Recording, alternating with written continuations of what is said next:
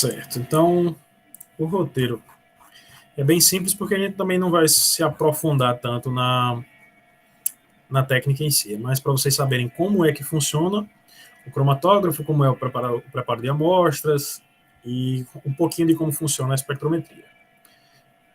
Certo? Então, essa técnica que a gente vai estudar hoje, ela engloba duas ferramentas diferentes que nos ajudam a isolar compostos orgânicos e depois identificá-los, ou pelo menos nos dar as primeiras noções de estrutura, né, de composição estrutural daquelas determinadas moléculas.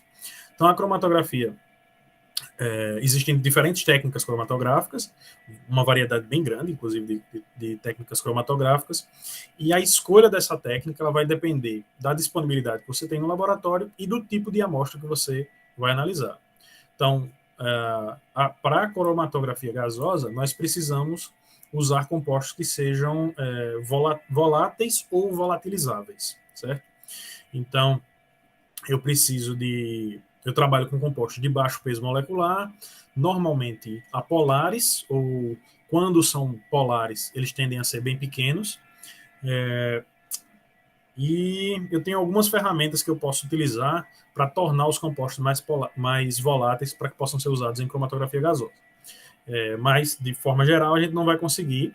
Para esse tipo de equipamento que eu vou mostrar hoje, a gente não vai conseguir analisar moléculas grandes. Acima de 1 kilodalton, por exemplo, eu não vou conseguir.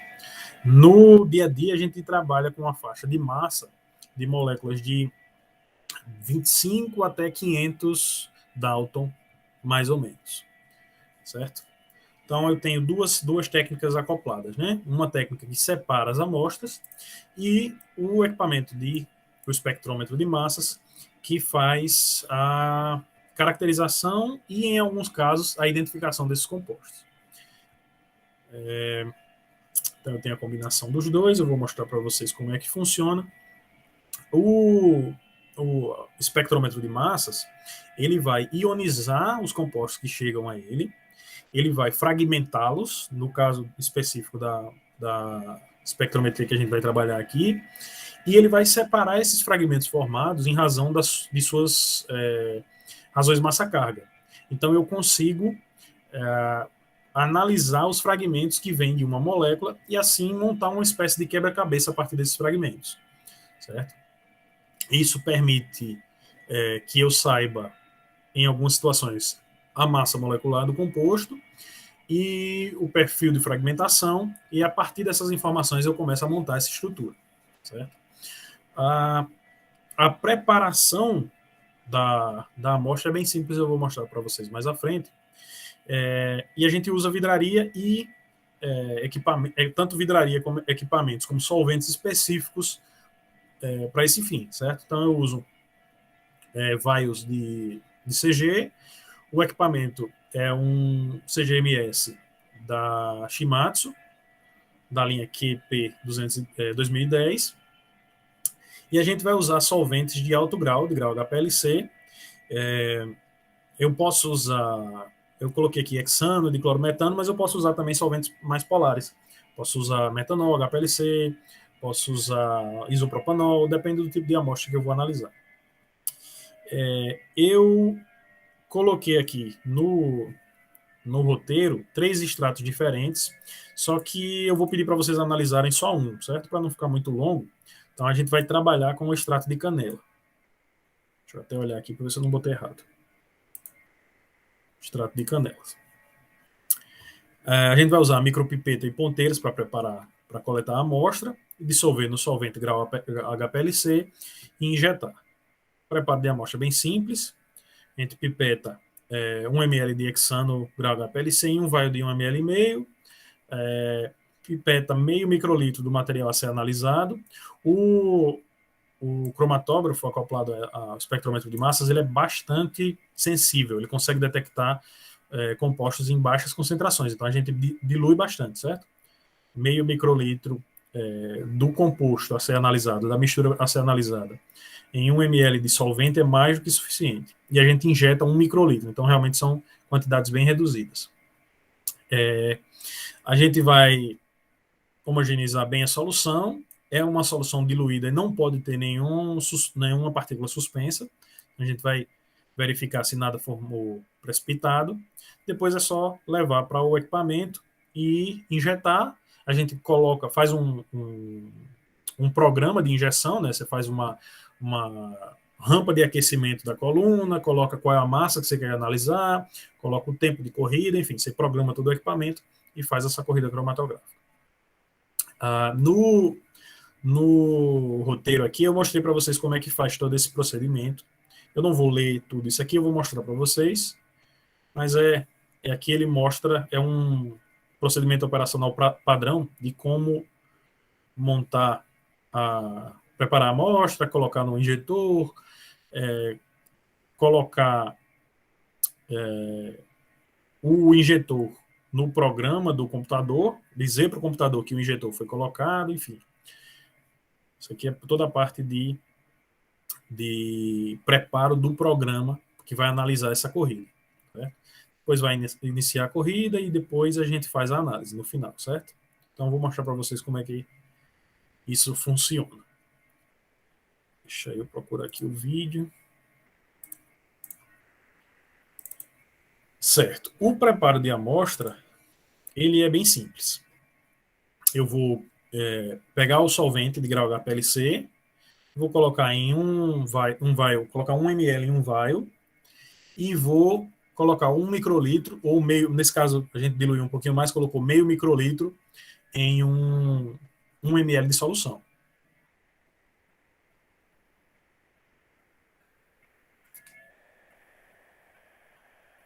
Como eu... O professor usou de clorometano, foi ao invés de hexano? Então, é porque, como eu falei para vocês, eu fiz três extratos. Eu fiz a análise de 3 extratos, só que eu só vou passar para vocês um deles.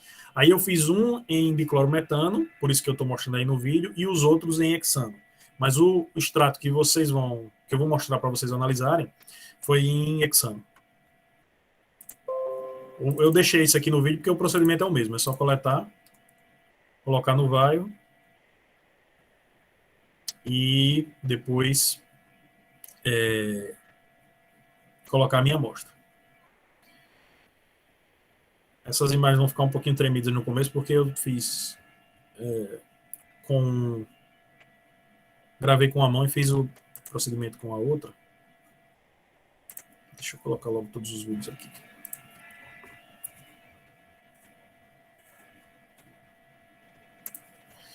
Certo, então a gente colocou o solvente no vial, tampou, né? O solvente é bastante volátil, então a gente tampa. Essa tampa ela tem um septo de borracha, e aí a seringa, eu vou mostrar para vocês como é que funciona. A agulha da seringa que vai fazer a injeção, ela perfura esse septo, retira a alíquota que vai ser injetada e coloca no equipamento. Aí eu vou pegar os extratos, vou colocar meio microlitro de cada um desses extratos em um vial, com o solvente, com o respectivo solvente, usando uma pipeta volumétrica e uma pipeta e as pontetas. Eu vou adiantar essa parte aqui, que é só colocando os solventes nos outros viais. Então, como eu falei para vocês, eu usei diclorometano em um extrato, só que no extrato que vocês vão analisar, eu estou colocando hexano grau HPLC. Esse solvente tem que ser de alta pureza, porque, como eu falei para vocês, o equipamento é muito sensível. Então, se eu usar um solvente PA, por exemplo, que é puro, para a maioria das funções dentro de um laboratório de química orgânica, para a GCMS ele não é próprio, porque vai aparecer impureza nele que a gente não veria de outra forma. Deixa eu adiantar aqui um pouquinho. Certo, então eu vou pegar a pipeta, vou pegar meio microlitro, colocar com uma pipeta e uma ponteira. Eu pego do meu extrato. Esse extrato é um óleo essencial, preparado por hidrodestilação. Não foi exatamente o que a gente fez na aula passada, mas é o mesmo método. E aí eu vou colocar, vou fechar o vial e vou deixar ele separado para injetar depois, certo? Esse procedimento ele pode ser feito com extratos, com óleos essenciais, com produtos de síntese, com reagentes obtidos de forma comercial, ele não tem muita limitação para o tipo de amostra que vai ser usada. A limitação é os componentes daquela amostra precisam volatilizar na temperatura de corrida da coluna, certo? Senão eu acabo perdendo o meu material, eu posso sujar a coluna, então eu não posso, por exemplo, se eu fizer a extração de... Vocês lembram da aula passada, extração com maceração com etanol, por exemplo. Naquela maceração com etanol, eu vou ter naquele extrato bruto uma quantidade enorme de componentes que são fixos, que não vão volatilizar. Se eles não vão volatilizar, eu não vou conseguir analisá-los por GCMS. Se eu colocar aí, né, se eu fizer esse procedimento com eles, sem uma preparação prévia, sem uma separação prévia, eu vou acabar prejudicando o equipamento, sujando a coluna. Então, a limitação da cromatografia gasosa acoplada à espectrometria de massas é a possibilidade de volatilizar os componentes. Então, deixa eu passar aqui. Certo. Esse aqui é o injetor automático. Eu vou mostrar para vocês como é que funciona. Essa injeção ela pode ser feita com um injetor automático ou pode ser feita uma injeção manual com uma seringa. Aqui dentro, não sei se vocês conseguem ver, tem uma seringa aqui de 10 microlitros e esse injetor ele faz o que o analista faria, né? Ele vai pegar a seringa, vai lavá-la com diclorometano HPLC, depois ele vai pegar a amostra, injetar, a corrida inicia e ele lava novamente a seringa. Então, a mesma coisa que um operador faria manualmente, esse injetor vai fazer. A vantagem, obviamente, é que eu não vou precisar ficar fazendo isso manualmente. Então, eu tenho esse carrinho aqui que suporta, eu acho que até 12 amostras, se não me engano. Então, eu posso colocar as 12 amostras, até 12 amostras, programo no computador, coloco lá, amostra 1 é o óleo essencial de canela, amostra 2 é o óleo de aroeira, enfim, e vou colocando, coloco o método em cada uma, e aí o injetor vai fazendo a análise sequencial. Quando acaba uma análise, ele prepara o equipamento para a próxima análise, começa a segunda e assim por diante. Então facilita bastante o nosso trabalho. Então aqui eu tenho, eu tenho o diclorometano, o solvente para lavar a seringa entre as injeções. E aqui no primeiro tubo, no segundo, eu tenho um descarte. Então, o injetor puxa o diclorometano, lava a seringa e descarta nesse segundo frasco. Certo? Por isso que ele está... Vocês vão ver aqui que no fundo dele está sujo, porque isso aqui é o resultado de centenas de injeções que foram feitas, o solvente evapora e o que fica de impureza vai acumulando aqui no fundo. A partir desse poço aqui, eu coloco aquele vial que eu preparei. Né? Nesse caso aqui, eu preparei 3, eu vou colocar os 3, programo no computador e o meu injetor vai fazer a análise.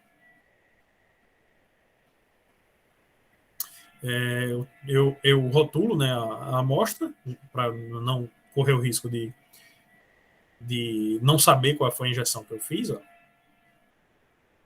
E aí o equipamento vai lavar a seringa, depois fazer a injeção da primeira, quando acabar a primeira corrida, faz a injeção da segunda e assim por diante.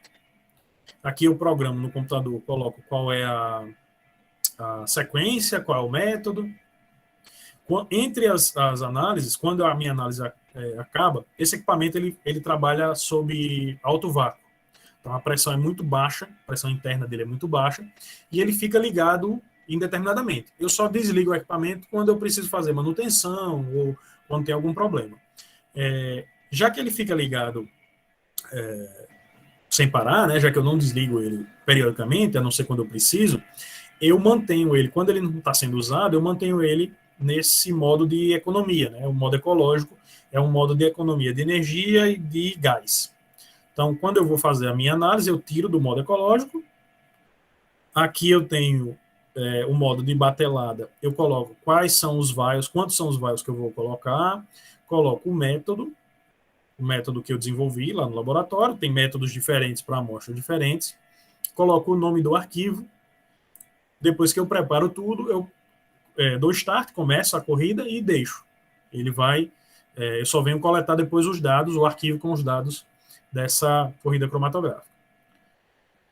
Então, como eu tenho três Ô, professor, pode falar.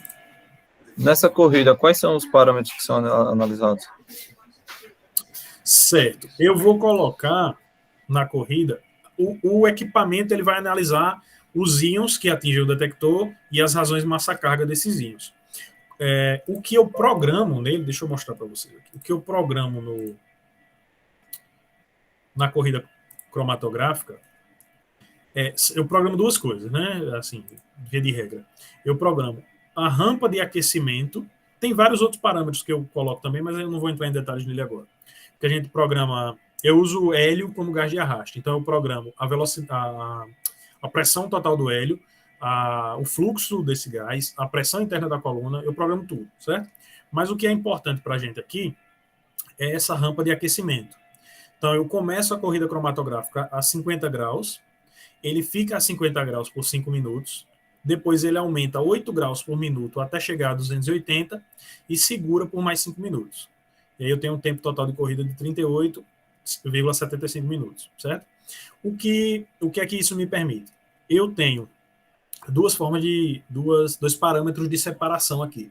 Eu tenho a coluna, que oferece a separação cromatográfica, né, a interação com a coluna pode ser maior ou menor a depender da estrutura, e eu tenho o gradiente de temperatura. Então, os compostos mais voláteis saem primeiro, a temperaturas mais baixas, à medida que a temperatura aumenta, os compostos menos voláteis vão saindo, certo?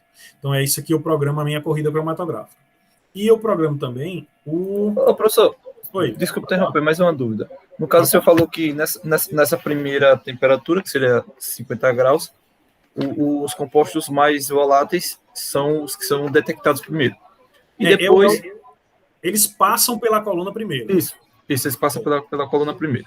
Certo. E depois, com a temperatura aumentando a 200, são os menos voláteis. Certo. Nesse caso, a gente consegue caracterizar quais são esses voláteis, independentemente de ser os mais voláteis ou não? Sim, consegue sim. Eu vou mostrar para vocês no final como é que isso funciona. Ok. A intenção é essa. A cromatografia, ela separa os compostos. A espectrometria de massas me dá a informação estrutural no final. Por isso que por isso que é feito de forma conjunta, vamos dizer assim. Isso, é acoplado, certo? Eu tenho formas de fazer cromatografia separada e espectrometria de massas separadas também. Só que aí eu vou precisar... eu vou complicar um pouco mais a minha vida. O equipamento, o GCMS, ele facilita. Para compostos voláteis, ele é incrível, porque ele facilita. Eu preciso só preparar a amostra, colocar lá, a coluna separa, o detector me mostra quais são as informações estruturais que eu tenho ali, e aí eu avanço muito mais facilmente na minha identificação. Em vez de eu fazer coluna de bancada, por exemplo, separar várias frações e tentar identificar cada uma, eu faço uma única corrida, ele vai me mostrar os compostos voláteis daquela corrida, e aí eu vou trabalhando na identificação deles. Mas, professor, além de identificar, consegue quantificar também? Consegue quantificar, só que deixa eu tirar esse negócio aqui, que ele fica me endoidando. Para quantificar, a cromatografia gasosa é usada, mas eu uso um tipo diferente de detector. Normalmente, quando a gente vai quantificar, a gente usa o detector FID, que é detector de ionização em chama. Porque o espectrômetro de massas, ele depende de ionização, certo? Então, eu tenho compostos com diferentes potenciais de ionização. Por exemplo, se eu tiver compostos com hidrocarbonetos, eles ionizam muito mais dificilmente do que álcoois, por exemplo, álcoois pequenos. Então, se eu tentar fazer a quantificação no GCMS, eu vou conseguir fazer, só que ela vai ter um erro considerável, certo? Porque no erro vai entrar essa diferença de graus de ionização, certo? Entendi. Nesse caso especificamente dessa prática foi feita quantificação? Não foi feita quantificação, só identificação. Essa quantificação, nessa prática aqui, eu fiz a quantificação, não é a quantificação em si, ela estabelece a proporção relativa dos compostos naquela amostra. Qual é a diferença? Quando eu vou quantificar, por exemplo, eu quero saber se eu tenho eugenol numa amostra de chá de eucalipto, sei lá. Aí eu quero quantificar quanto de eugenol eu tenho ali. Eu vou pegar aquela amostra, vou fazer a corrida cromatográfica, vou usar um padrão de concentração conhecida, e esse padrão eu vou associar a concentração dos compostos na amostra desconhecida, de concentração desconhecida, com o padrão que eu conheço a concentração. Eu posso fazer também uma curva de calibração separada, é bom, para quantificar, mas aí eu relaciono, por exemplo, se eu coloco um padrão com uma concentração de 1 miligrama por ml, por exemplo. Esse padrão vai me dar uma área, vai ter um pico cromatográfico, a área desse pico vai ser X. E aí eu comparo com os meus produtos do extrato que eu quero quantificar. Então vai ter produto que vai ter uma área que dá 2x, vai ter outro que dá 0,7x, outro vai dar meio x, entendeu? Então eu relaciono a concentração dos compostos desconhecidos a uma concentração conhecida. Deu para entender? Deu sim. Pronto, aí eu uso o FID, eu uso o detector de ionização em chama, porque ele é, como o nome diz, ele depende da queima do material que atinge o detector, certo? Então, os compostos, eles passam pela... A cromatografia é igual, eles passam pela coluna, a depender desse gradiente de temperatura, eles vão passar pela coluna.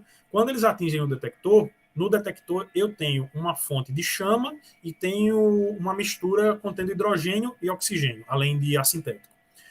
Nesse detector, por causa dessa mistura inflamável, eu tenho um filamento que provoca faísca, né, para ter chama, e aí todo componente orgânico que atinge o detector, ele queima. E aí eu não preciso mais me preocupar com ionização, com diferentes graus de ionização. Basta atingir o detector, ele vai queimar. Se for orgânico, vai queimar, certo? Então eu tenho um parâmetro de medir a concentração muito mais preciso, certo? Então, dá para fazer quantificação por GCMS, mas se você tiver a possibilidade de usar o GCFID, é melhor.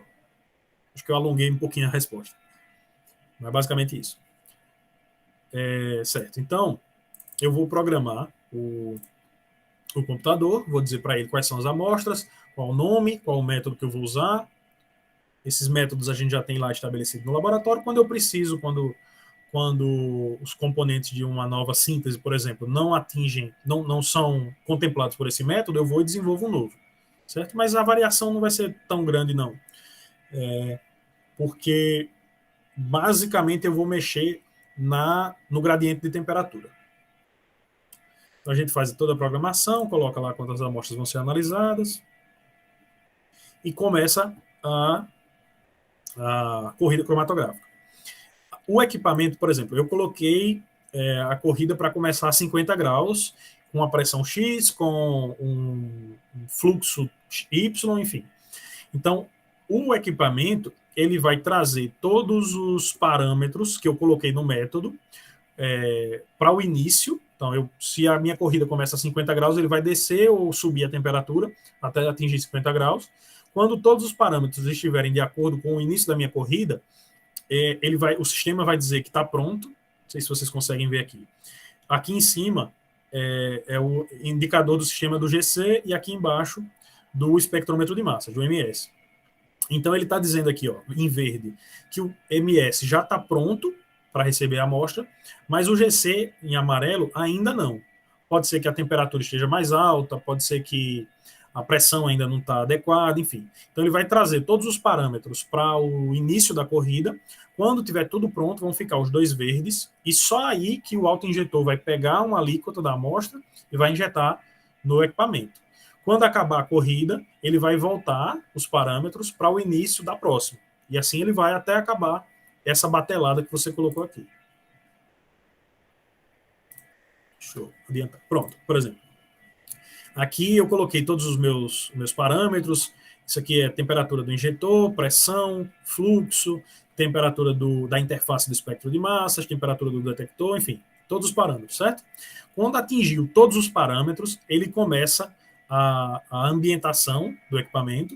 Eu coloquei um tempo de 3 minutos de ambientação. Aqui em cima vocês veem que ele diz que não está pronto, né? Not ready. Ele diz que não está pronto ainda. Quando esse tempo de ambientação acabar, ele vai dizer que está pronto e aí ele vai começar a injeção. Então, quando atingir os 3 minutos, ele vai dizer que está pronto, o equipamento está pronto para começar a corrida. Aqui, o que estava verde vai ficar azul, dizendo que a corrida vai iniciar. Os dois estão verdes, dizendo que está pronto. Ele vai injetar e depois a corrida cromatográfica começa. E aí o meu injetor, ele vai lavar a seringa. Aqui ele indica que vai começar pelo vial 1, vai lavar a seringa, depois ele vai puxar ele lava, eu acho que, eu não sei se eu botei 3 ou 5 vezes, ele lava algumas vezes a seringa. Ele puxa o solvente limpo, despreza, volta, puxa de novo, despreza novamente. E depois de lavar, ele vai fazer a coleta da amostra que vai ser analisada. Eu acho que ele vai lavar 5 vezes. Deixa eu ver se ele termina aqui essa lavagem.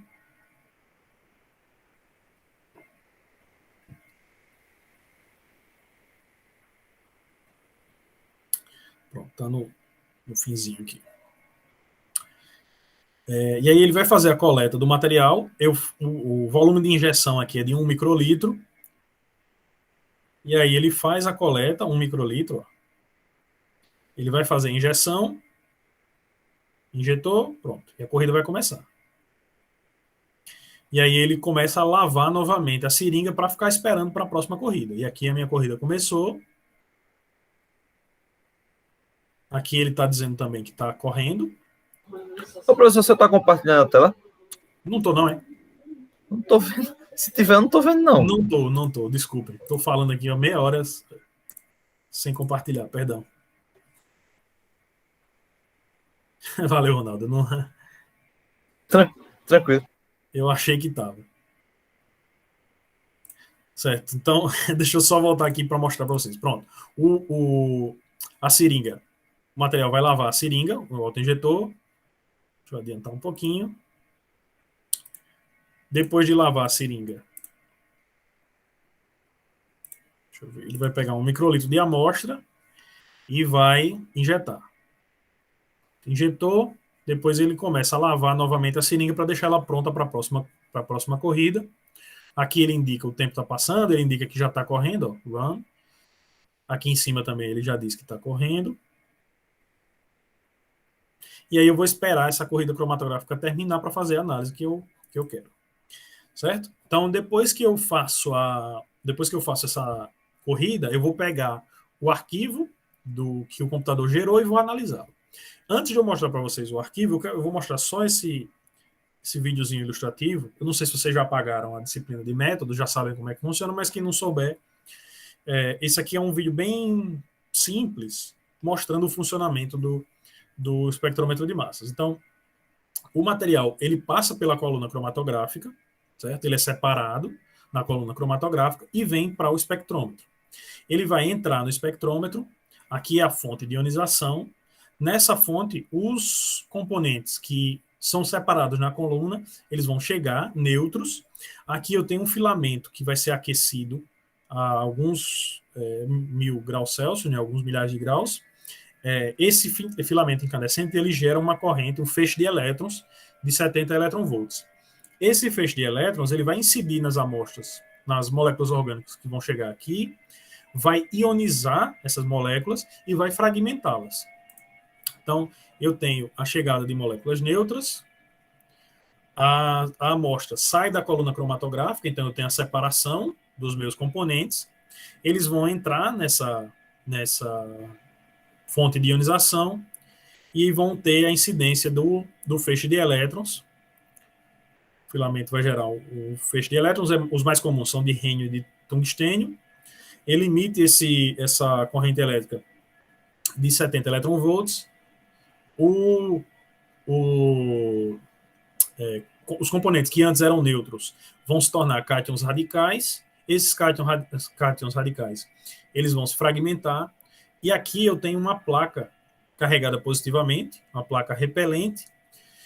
essa placa vai repelir, desculpa, vai repelir os cátions formados, cátions e cátions radicais formados, e aí eles vão ser acelerados em direção ao analisador de massas. No analisador de massas, eles vão ser separados em função das razões massa-cargas, vão ser detectados e vão gerar o espectro. E é esse espectro, no final, que a gente vai analisar. E eu vou mostrar para vocês como é que funciona esse espectro. Beleza? Você já... Tem mais alguma coisa? Deixa eu ver. Ah, tá. Isso aqui era mostrando como é que funciona a cromatografia. Eu vou mostrar também. Certo. Então, é isso aqui que acontece dentro do cromatógrafo. Esse é um exemplo de análise de óleo essencial. Então, eu tenho um gás de arraste, eu tenho a minha coluna cromatográfica, aqui é o injetor, e aqui eu tenho o espectrômetro de massas, certo? Aqui é a fonte de ionização que eu acabei de mostrar. Então eu tenho um gás de arraste, esse gás, no caso do nosso equipamento, é hélio. Aqui eu tenho a porta de injeção, eu vou colocar a minha amostra de forma manual ou com um autoinjetor. Essa amostra, ela contém uma mistura de componentes, certo? Eu tenho dezenas de componentes, por exemplo, nessa amostra. E aí eles vão passar pela coluna cromatográfica, vão ser separados e vão chegar numa corrida cromatográfica adequada, vão chegar em pacotes de moléculas individuais, de moléculas iguais. Então eu tenho a injeção, esses componentes vão sendo separados na coluna e vão ser analisados pelo espectrômetro de massas, certo? Eles vão ser ionizados, vão ser separados, vão ser detectados e, no final, essa informação é traduzida num par de gráficos que são um cromatograma e para cada pico cromatográfico eu vou ter um espectro de massas. Deixa eu ver se ele mostra aqui como é que isso funciona. Então, tem a fonte de ionização, o analisador e o detector. Deixa eu tentar aqui um pouquinho. E aí ele vai gerar um cromatograma e os espectros de massas associados a esse cromatograma. E é através da análise desse cromatograma e desse espectro de massas que eu vou fazer a minha caracterização dos meus compostos. Beleza? Todo mundo entendeu?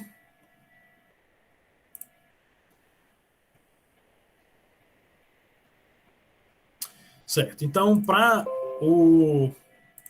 a amostra de canela, eu tenho esse cromatograma aqui de cima, em amarelo, e esse espectro de massas aqui embaixo, certo? Se vocês observarem, qualquer lugar do cromatograma que eu clicar, ele vai gerar um espectro de massas, certo?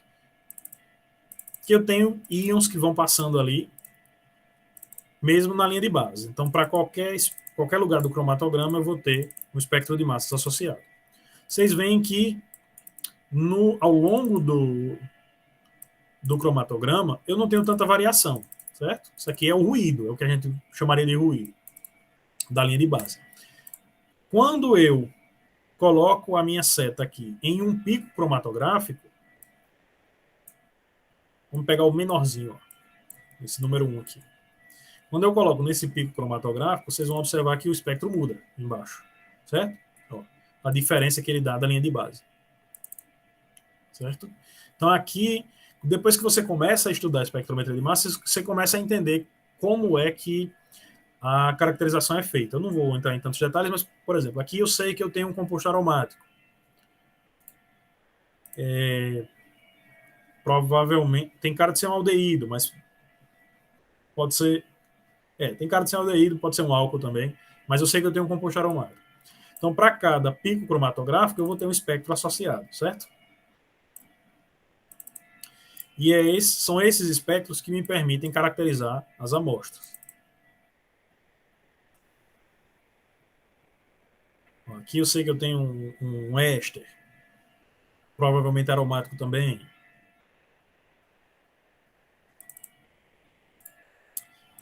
Certo? Eu vou mostrar para vocês eu não vou mostrar como é que faz a caracterização em si, mas o equipamento tem uma biblioteca que sugere alguns compostos. Ele pega o espectro que eu tenho para o meu composto aqui, compara com o que ele tem na biblioteca e sugere, ó, esse composto tem 90% de similaridade, esse composto desconhecido tem 90% de similaridade com o composto que eu tenho aqui na biblioteca. Vou mostrar como é que funciona. E aí isso ajuda um pouquinho também a fazer a identificação.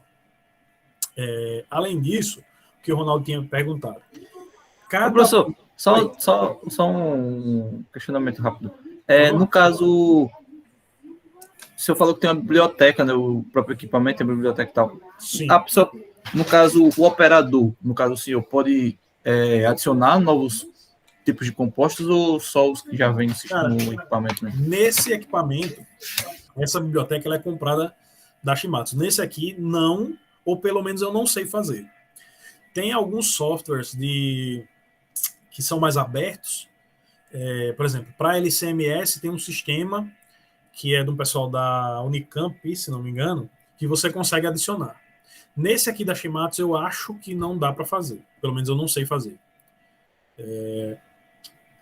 Porque essa biblioteca é paga, né? Você compra a biblioteca. Não sei se outras marcas permitem que você adicione. Eu vou dar uma procurada aqui agora, até eu fiquei curioso. Mas esse aqui, não.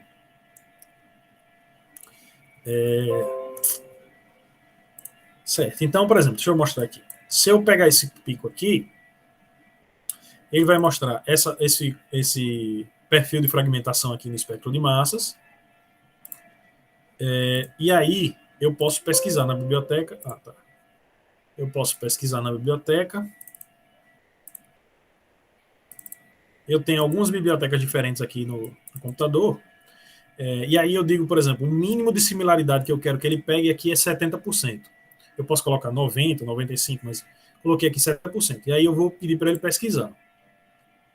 E aí ele vai me dar uma lista de compostos que tem perfis de fragmentação semelhantes. Aqui na esquerda ele me diz, tem tantos por cento, 97, 96, 96% de similaridade com esses compostos, certo?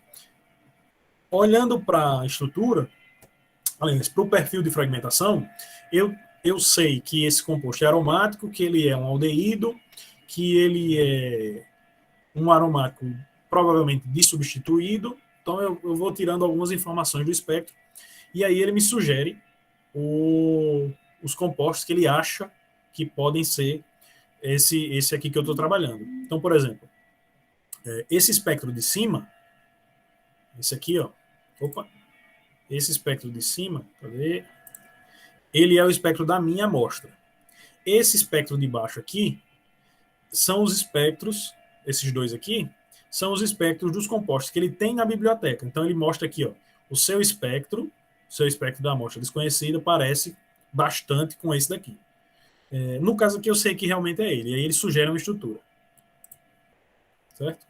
Essa sugestão da biblioteca ela é útil, ela ajuda, mas eu não posso confiar nela cegamente. Eu tenho que analisar o perfil de fragmentação, porque eu vou ver que, por exemplo, que tem, não é esse caso aqui, mas às vezes eu pego um composto que tem 4 ou 5 estruturas diferentes que têm a mesma similaridade, 95%, 96%. Então eu tenho que fazer a análise do espectro em si. A biblioteca só ajuda, certo? E aí, além disso, então eu faço a identificação, tem alguns compostos aqui, e além disso, eu faço a integração desses picos. Para cada, vocês vão observar que cada pico cromatográfico desse é uma gaussiana, e aqui, tem uma gaussiana, e essa gaussiana, eu tenho uma área relacionada a ela, né? Eu posso pedir para o equipamento calcular a área sob essa curva. Então, cada uma desses picos cromatográficos que estão numerados aqui, eu peço para ele calcular a área sob cada uma dessas curvas e ele vai relacionar a proporção que eu tenho entre esses picos. Então, digamos, por exemplo, o pico 3 aqui, que é o mais intenso, é o mais abundante, ele pode ter, sei lá, representa 40% da minha amostra, ou 30%, enfim. Ele vai relacionar as áreas sobre esses picos, certo? E aí ele vai gerar uma tabela e vai me mostrar quais são as áreas dessa tabela, certo? De cada um desses compostos. Então, eu tenho uma área relacionada a cada um deles, e aí ele me diz a quanto representa essa área. No de hoje eu vou mostrar para vocês, mas quando a gente for fazer a análise de reações, aí vocês vão calcular, certo? Então, eu vou mostrar aqui quanto corresponde a cada uma dessas áreas, certo? Então, por exemplo, na minha amostra de canela, eu tenho que 50,12% corresponde a esse pico 13. Eu sei que canela é rica em cinemaldeído, já assim, conhecendo a planta. Então, a primeira coisa que eu vou pensar é que esse composto é o cinemaldeído ou um derivado do cinemaldeído. Nesse caso aqui é o próprio. Né? Olhando para o perfil de fragmentação já dá para saber, mas nesse caso aqui é o próprio cinemaldeído. Então, eu junto as informações que eu tenho, informação cromatográfica, a informação espectrométrica, e aí, se eu tiver informação sobre os constituintes da planta, melhor ainda. Então, eu sei que a canela é rica em cinemaldeído, e aí faz todo sentido ter como componente majoritário do meu óleo essencial o cinemaldeído. Beleza? E aqui, deixa eu pegar as áreas relativas.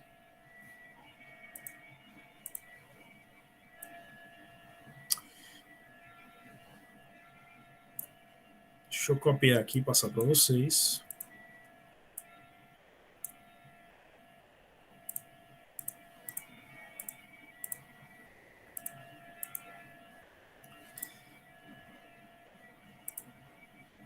Esses são os componentes. Hoje a gente vai, como a gente não vai fazer a análise da fragmentação em si, a gente vai trabalhar com os dados da biblioteca e vai confiar que os dados da biblioteca estão certos. Como eu já chequei antes, a gente já tem uma ideia. Então, esses aqui são os componentes que a biblioteca me diz que estão presentes naquele extrato, aquele óleo essencial. Deixa eu ver se está certinho aqui.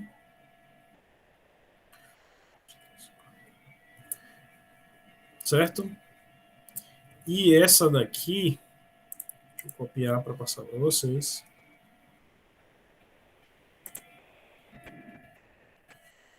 Essas daqui são as áreas, os percentuais relativos entre cada um deles, certo? Então aqui está associado, eu não fiz em tabela, mas aqui está associado, né? O primeiro, o álcool feniletílico, por exemplo, tem 1,31%. O 2-metoxibenzaldeído tem 1,82%. Cadê? O cinemaldeído tem 50,12%. Certo? E aí vocês copiem esses valores que vocês vão usar no relatório. E aí, o que é que vocês vão escrever no relatório dessa prática? Né? Vocês vão fazer a introdução sobre a técnica em si, uma introdução breve sobre cromatografia gasosa acoplada à espectrometria de massas, falar um pouquinho sobre a planta, né? Canela, óleo essencial de canela, pouquinho, não precisa ser uma introdução longa. E aí, nos resultados, vocês vão mostrar quais são os componentes do óleo essencial da canela e vão comparar com a literatura e ver se faz sentido ou não. Eu acho que eu já dei alguns spoilers aí, não deveria, mas, enfim, vocês vão mostrar quais são os componentes que a gente encontrou na mistura e se realmente isso é o comum encontrado na literatura. Beleza? Alguma dúvida? Todo mundo entendeu como é que funciona a cromatografia, como é que funciona o MS?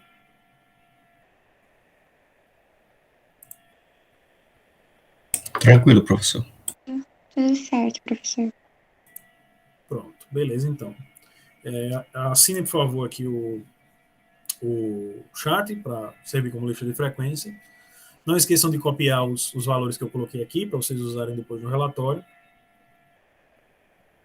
E aí, qualquer dúvida é só avisar. Eu vou parar aqui a gravação.